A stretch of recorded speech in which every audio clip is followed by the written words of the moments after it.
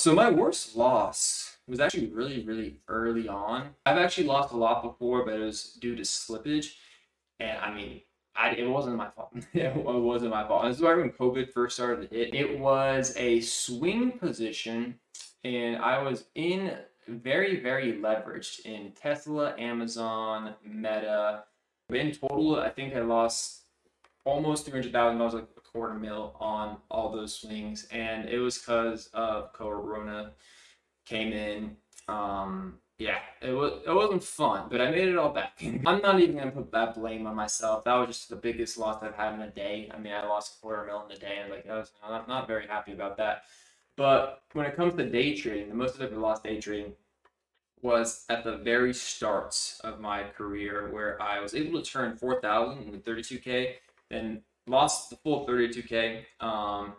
Had very similar thing happen again, where I was actually able to turn $10,000 into like 140 something thousand dollars.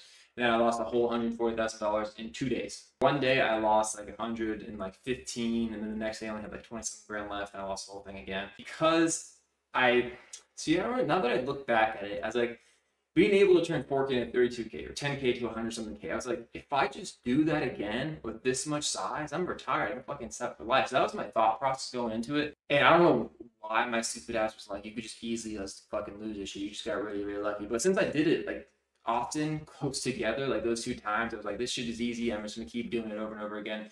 And then I ended up losing a lot of money. And I think back then, 100K would have literally changed my life. That's like double what my parents made in a year. Could have changed my life.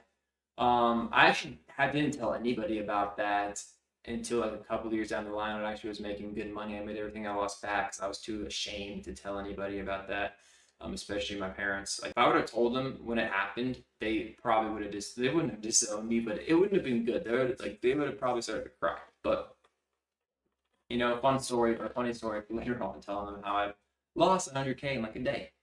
Honestly, the biggest mistake I've ever made, not factoring in slippages during red folder news events. Meaning that if my stop loss is 5K in the red, I get slipped out to like 30K. Now, the most I've gotten slipped was actually, it's pretty heavy, man. Pretty heavy. I think it's around 30K. This was options, though.